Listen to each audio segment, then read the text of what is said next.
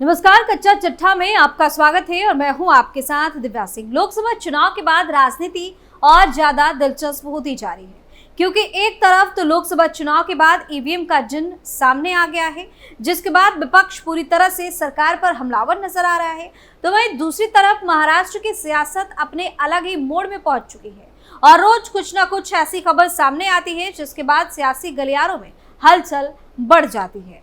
देश की राजनीति में अगर इस वक्त कोई सेंटर पॉइंट है तो वो है महाराष्ट्र, और गलत भी नहीं होगा, क्योंकि लोकसभा चुनाव के बाद लगातार पल पल बदलती महाराष्ट्र की राजनीति किस करवट आएगी ये तो वक्त ही बताएगा। लेकिन संजय राउत और उद्धव ठाकरे के बयानों ने उनका मूड जरूर बना दिया है, तो वो पूरी तरह से एक्टिव मोड में है।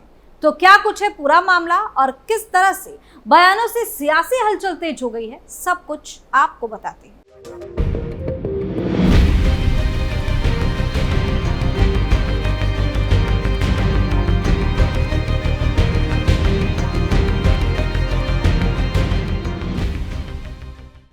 महाराष्ट्र में बड़ा सियासी खेल जारी।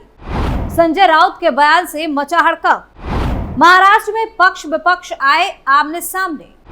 राउत ने की सरकार गिराने की भविष्यवाणी। लोकसभा चुनाव के नतीजे आने के बाद बीजेपी को छोड़कर सभी दल खुश थे कि उनकी पार्टी सीटें बढ़ गई है और बीजेपी की घटी है। चुनाव से पहले इलेक्ट्रॉनिक वोटिंग मशीन यानी कि ईवीएम के खिलाफ उठी आशंकाओं को चुनाव नतीजों ने धो दिया।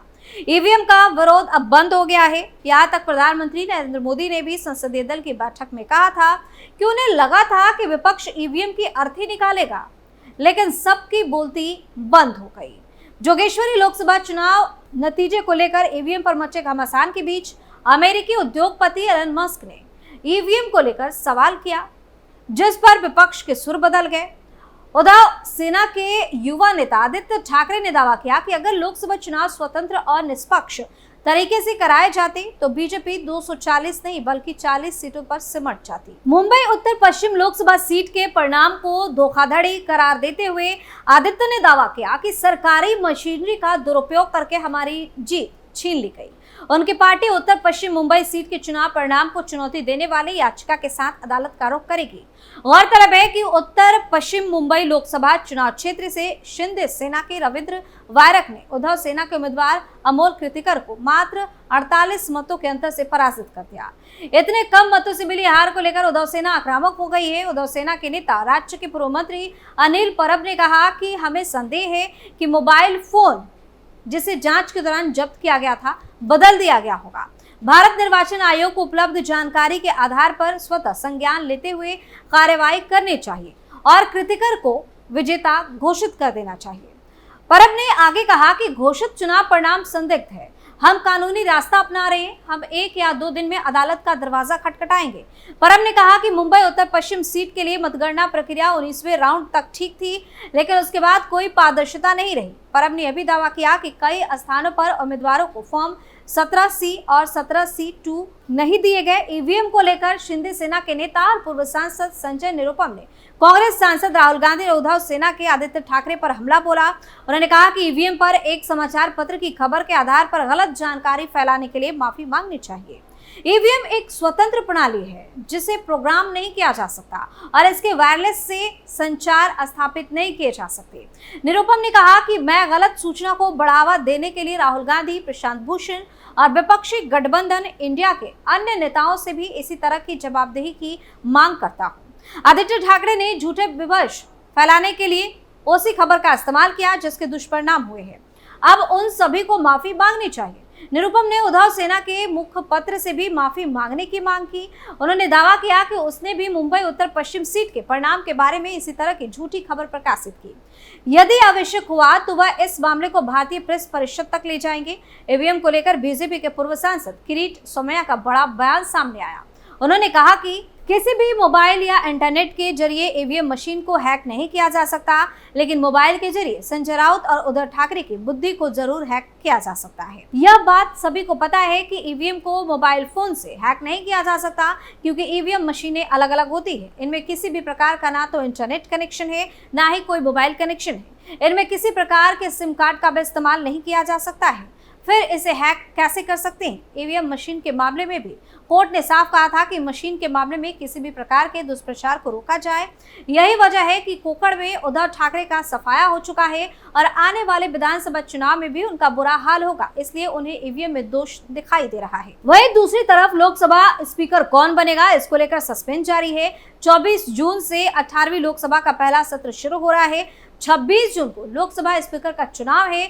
स्पीकर टीडीपी का बनेगा या बीजेपी का, इसे लेकर राजनीति भी शुरू हो गई है। इस बीच स्पीकर पोस्ट को लेकर शिवसेना उद्धव ठाकरे गुट के नेता संजय राउत ने बड़ा बयान दिया है। उन्होंने कहा कि लोकसभा के स्पीकर पद की लड़ाई बहुत महत्वपूर्ण लड़ाई है। संसद में अब 2014 और 2019 वाली स्थिति नहीं है। अगर राहुल गांधी बोलते हैं कि हम कभी भी सरकार गिरा सकते हैं, उसका मतलब आप समझ जाइए एनडीए की जो सरकार बनी है वो स्थिर नहीं है, कुछ भी हो सकता है। संजय राउत ने आगे कहा कि हमने सुना है कि चंद्रबाबू नायडू ने लोकसभा स्पीकर का पद मांगा है, जो उनसे डील हुआ है। चंद्रबाबू की बात भी ठीक है, लेकिन हम जानते हैं कि अगर लोकसभा स्पीकर पद पर एनडीए का कोई व्यक्ति नहीं बैठा तो सबसे पहले नरेंद्र मोदी और अमित शाह टीडीपी तोड़ देंगे और यह काम शुरू कर दिया है। ये नीतीश की पार्टी जेडीयू, जयंत चौधरी की पार्टी, चिराग पासवान की पार्टी तोड़ देंगे। बीजेपी का काम ही यही है, जिसका नमक खाते हैं उसी को खत्म कर देते हैं, जिस थाली में खाते हैं उसी में छेद कर देते हैं। बीजेपी के लोग ऐसे ही हैं। अगर नायडू को लोकसभा स्पीकर पद मिलता है तो हम उसका बीजेपी स्वागत करेंगे, लेकिन अब स्थिति बदल गई है। हम चाहे तो अपना बहुमत लोकसभा में दिखा सकते हैं। अगर चंद्रबाबू को यह पद नहीं मिला लेकिन वो अपना उम्मीदवार खड़ा करते हैं तो हम पूरे इंडिया अलायंस में बातचीत करके उनके उम्मीदवार का समर्थन करेंगे। सूत्रों के मुताबिक इंडिया गठबंधन की तरफ से लोकसभा के डिप्टी स्पीकर पद की मांग की गई। अगर डिप्टी स्पीकर की पोस्ट नहीं मिली तो वे लोकसभा अध्यक्ष के लिए अपना उम्मीदवार खड़ा कर सकते हैं।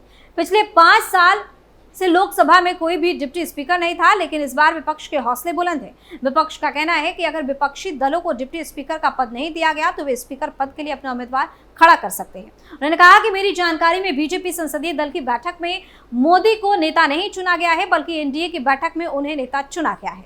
अगर बीजेपी संसदीय दल का नेता चुना जाता तो दूसरा कोई होता, इसलिए एनडीए की बैठक बुलाकर मोदी ने अपने नेताओं से खुद को नेता चुनवा लिया। नरेंद्र मोदी प्रधानमंत्री पद पर अब बस कुछ दिन के मेहमान हैं। इस देश की जनता ने मोदी को नकारा है। ये सरकार संविधान के खिलाफ काम करती है और ऐसे में सही तरीके से लोकसभा अध्यक्ष चुनकर आना जरूरी है। वहीं इसके अलावा महाराष्ट्र इलेक्ट्रॉनिक वोटिंग मशीन यानी कि ईवीएम के कांड को लेकर जमकर राजनीति हो रही है। उद्धव ठाकरे के नेतृत्व वाली शिवसेना यानी कि यूबीटी इस मुद्दे को लेकर अदालत का दरवाजा खटखटाने की तैयारी में है, तो वहीं चुनाव आयोग ने ईवीएम मशीन को लेकर आरोपों को निराधार करार दिया है। आदित्य ठाकरे ने सोमवार को मुंबई उत्तर पश्चिम लोकसभा सीट के परिणाम को धोखाधड़ी करार दिया, जहां शिवसेना के उम्मीदवार अमोल कृतिकर महाराष्ट्र के मुख्यमंत्री एकनाथ शिंदे की अगुवाई वाली शिवसेना के रविंद्र वायकर से 48 मतों से हार गए थे। विधायक ने दावा किया कि सरकारी मशीनरी का दुरुपयोग करके हमारी जीत छीन ली गई। ठाकरे ने कहा कि उनकी पार्टी मुंबई उत्तर पश्चिम सीट के चुनाव परिणाम को चुनौती देने वाली याचिका के साथ अदालत का रुख करेगी। उन्होंने दावा किया कि अगर चुनाव स्वतंत्र और निष्पक्ष तरीके से होते तो भाजपा 240 नहीं बल्कि केवल 40 सीटें जीतती। यानी कुल मिलाकर महाराष्ट्र की जो राजनीति उसमें क्या कब बदल जाए अभी ये बिल्कुल भी कहा नहीं जा सकता। कच्चा चिट्ठा में फिलहाल के लिए इतना ही। बाकी खबरों के लिए आप देखते रहिए कैपिटल टीवी। नमस्कार।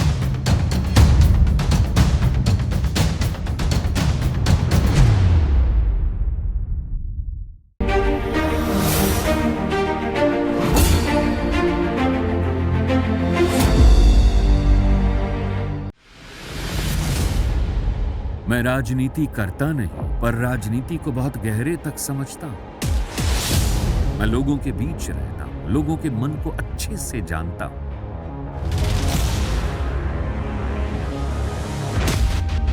पब्लिक और पॉलिटिक्स की हर नब्ज को खूब पहचानता हूं। संघर्ष की सियासत से सत्ता के सिंहासन तक मैं हर खबर से खरा सच निकालता हूं। ना कोई दौड़, ना कोई race. Capital TV, Uttar Pradesh.